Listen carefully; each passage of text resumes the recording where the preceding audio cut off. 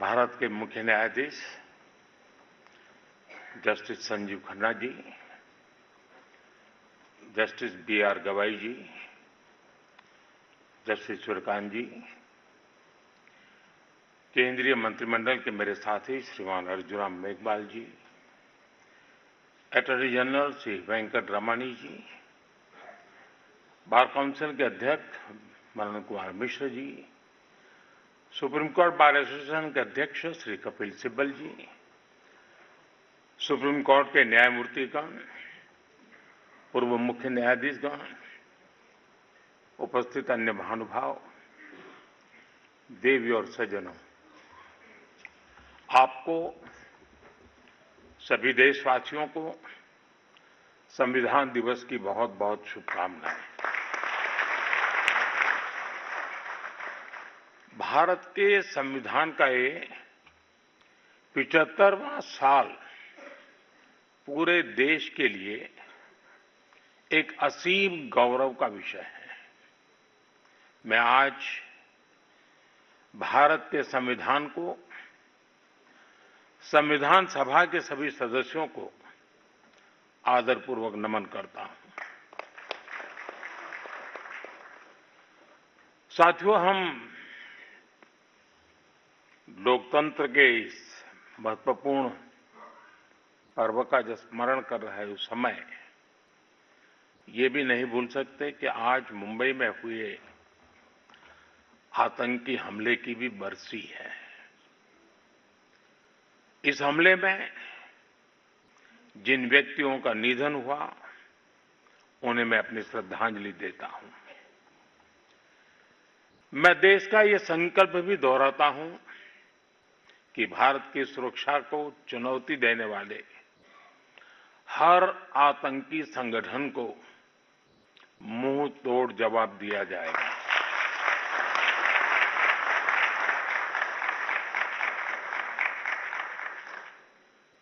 साथियों, संविधान सभा की लंबी बहस के दौरान भारत के गणतांत्रिक भविष्य पर गंभीर चर्चाएं हुई थी। आप सभी उस डिबेट से भलीभांति परिचित हैं और तब बाबा साहब आंबेडकर ने कहा था, constitution is not a mere lawyer's document. Its spirit is always the spirit of age. जिस स्पिरिट की बात बाबा साहब कहते थे वो बहुत ही अहम है। देश काल परिस्थिति के हिसाब से उचित निर्णय लेकर हम संविधान की समय समय पर व्याख्या कर सकें, ये प्रावधान हमारे संविधान निर्माताओं ने हमें दिया है। हमारे संविधान निर्माता ये जानते थे कि भारत की आकांक्षाएं, भारत के सपने समय के साथ नई ऊंचाई पर पहुंचेंगे। वो जानते थे कि आजाद भारत की और भारत के नागरिकों की जरूरतें बदलेगी, चुनौतियां बदलेगी।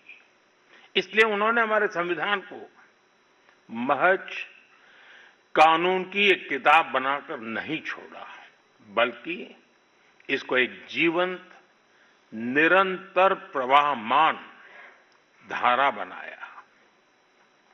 साथियों, हमारा संविधान हमारे वर्तमान और हमारे भविष्य का मार्गदर्शक है।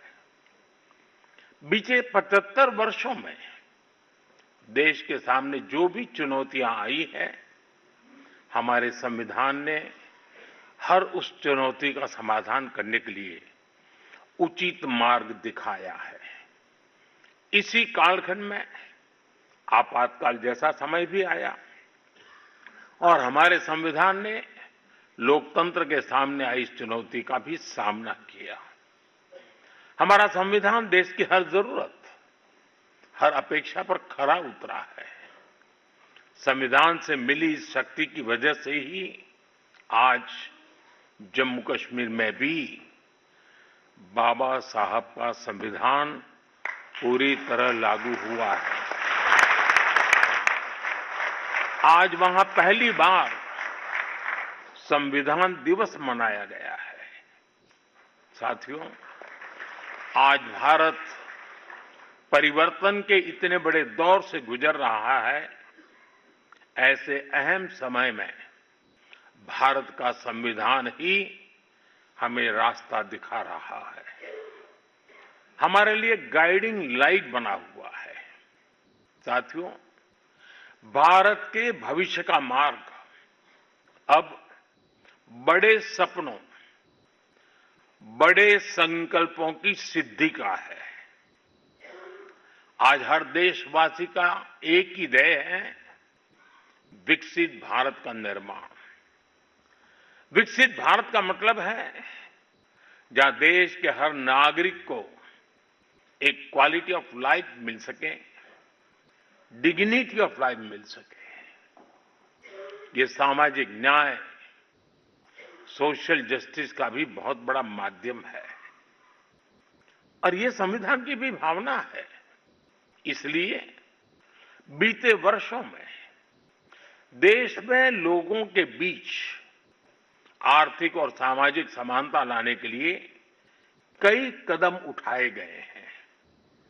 बीते 10 वर्षों में 53 करोड़ से ज्यादा ऐसे भारतीयों का बैंक खाता खुला है जो बैंक के दरवाजे तक नहीं पहुंच पाते थे।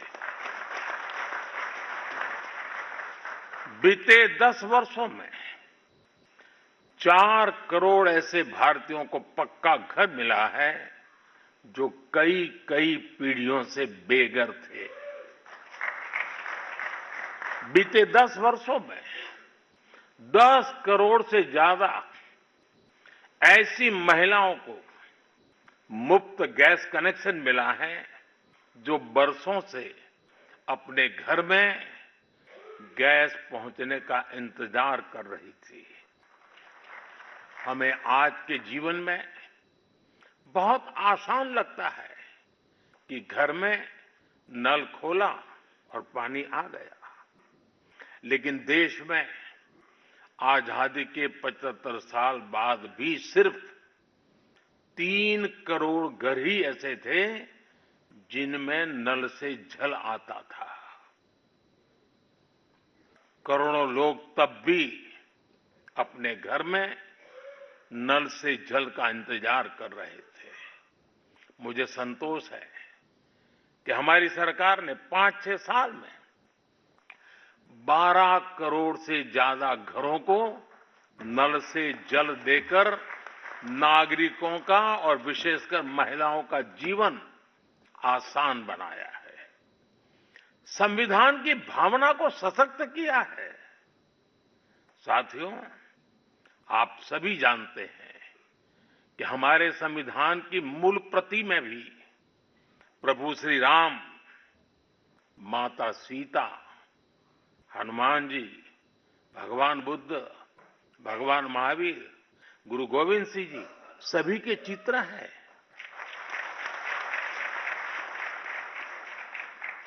भारत की संस्कृति के प्रतीक इन चित्रों को संविधान में इसलिए स्थान दिया गया ताकि वो हमें मानवीय मूल्यों के प्रति सजग करते रहे। ये मानवीय मूल्य आज के भारत की नीतियों और निर्णयों का आधार है। भारतीयों को त्वरित न्याय मिले, इसके लिए नई न्याय संहिता लागू की गई है। दंड आधारित व्यवस्था अब न्याय आधारित व्यवस्था में बदल चुकी है। महिलाओं की राजनीतिक भागीदारी बढ़ाने के लिए नारी शक्ति बंधन अधिनियम का ऐतिहासिक निर्णय हुआ है।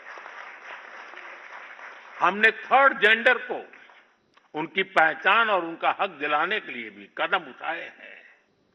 हमने दिव्यांग जनों के जीवन को आसान बनाने के लिए भी व्यवस्थाएं बनाई है। साथियों, आज देश का बहुत ज्यादा जोर देश के नागरिकों की ईज ऑफ लिविंग पर है। एक समय था जब पेंशन पाने वाले सीनियर सिटीजन्स को बैंक में जाकर साबित करना होता था कि वो जीवित है। आज सीनियर सिटीजन्स को घर बैठे ही डिजिटल लाइफ सर्टिफिकेट्स की सुविधा मिल रही है। करीब करीब 1.5 करोड़ सीनियर सिटीजन्स अब तक इस सुविधा का लाभ उठा चुके हैं। आज भारत वो देश है जो हर गरीब परिवार को 5 लाख रुपए तक के मुफ्त इलाज की सुविधा देता है। आज भारत वो देश है जो 70 वर्ष से ऊपर के हर बुजुर्ग को फ्री हेल्थ केयर की सुविधा देता है।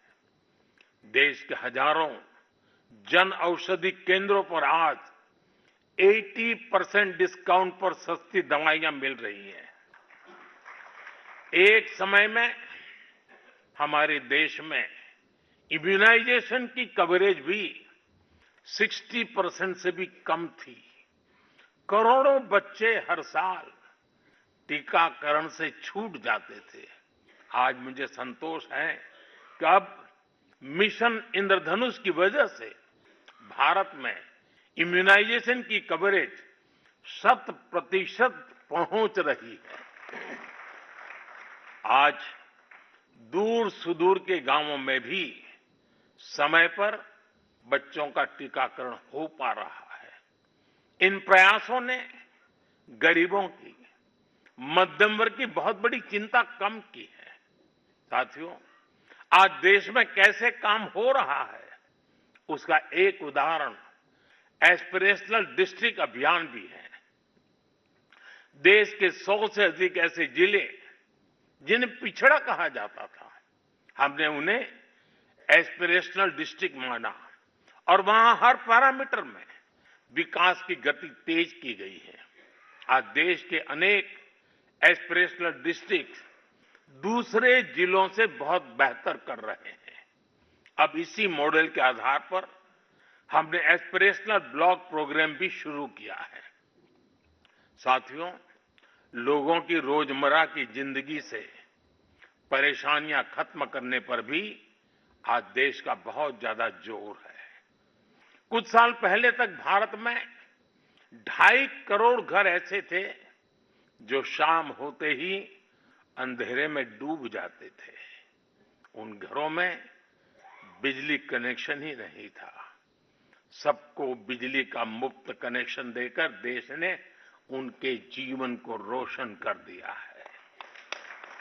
बीते वर्षों में दूर सुदूर इलाकों में भी हजारों की संख्या में मोबाइल टावर्स लगाए गए हैं ताकि लोगों को 4G, 5G कनेक्टिविटी मिलती रहे। पहले कभी आप अंडमान या लक्षद्वीप जाते थे तो वहां ब्रॉडबैंड कनेक्टिविटी नहीं मिलती थी। आज अंडर वाटर ऑप्टिकल फाइबर ने ऐसे द्वीपों तक भी अच्छी स्पीड वाला इंटरनेट पहुंचा दिया है।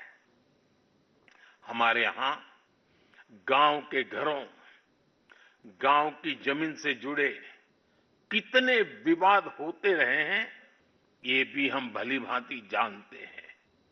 पूरी दुनिया में विकसित देशों के सामने भी लैंड रिकॉर्ड एक बहुत बड़ा चैलेंज रहा है, लेकिन आज का भारत इसमें भी लीड ले रहा है। पीएम स्वामित्व योजना के तहत आज गांव के घरों की ड्रोन मैपिंग की जा रही है और लीगल डॉक्यूमेंट इश्यू किए जा रहे हैं। साथियों, देश के विकास के लिए आधुनिक इंफ्रास्ट्रक्चर का तेज निर्माण भी उतना ही जरूरी है। इंफ्रास्ट्रक्चर के प्रोजेक्ट समय पर पूरे होने से देश का धन भी बचता है और प्रोजेक्ट भी, उसकी उपयोगिता भी बहुत बढ़ जाती है। इसी सोच के साथ प्रगति नाम से एक प्लेटफॉर्म बनाया गया है जिसमें इंफ्रा प्रोजेक्ट्स का रेगुलर रिव्यू होता है और इनमें से कुछ प्रोजेक्ट्स तो ऐसे होते जो 30, 40 साल से पेंडिंग थे। मैं खुद इसकी मीटिंग को चेयर करता हूं। आपको जानकर अच्छा लगेगा कि अभी तक 18 लाख करोड़ रुपए के ऐसे प्रोजेक्ट्स को रिव्यू करके उनके सामने की अड़चनों को दूर किया जा चुका है। समय पर पूरे हो रहे प्रोजेक्ट्स लोगों के जीवन पर बहुत सकारात्मक प्रभाव डाल रहे हैं। देश में हो रहे ये प्रयास देश की प्रगति को भी गति दे रहे हैं और संविधान की मूल भावना को भी सशक्त कर रहे हैं। साथियों, मैं अपनी बात डॉक्टर राजेंद्र प्रसाद जी के शब्दों के साथ समाप्त करना चाहूंगा। 26 नवंबर आज के ही दिन 1949 में संविधान सभा में अपने समापन भाषण में डॉक्टर राजेंद्र प्रसाद जी ने कहा था, भारत को आज ईमानदार लोगों के एक समूह से ज्यादा कुछ नहीं चाहिए जो अपने हितों से आगे देश का हित रखेंगे। नेशन फर्स्ट, राष्ट्र सर्वप्रथम की यही भावना भारत के संविधान को आने वाली कई सदियों तक जीवंत बनाए रखेगी। संविधान ने मुझे जो काम दिया है, मैंने उसी मर्यादा में रहने का प्रयास किया है। मैंने कोई एंक्रोचमेंट की कोशिश नहीं की है, क्योंकि संविधान ने मुझे वो काम कहा, इसलिए मैंने अपनी मर्यादाओं को संभालते हुए अपनी बात को रखा है। यहां तो इशारा ही करना होता है, ज्यादा कुछ कहने की जरूरत नहीं होती है। बहुत बहुत धन्यवाद।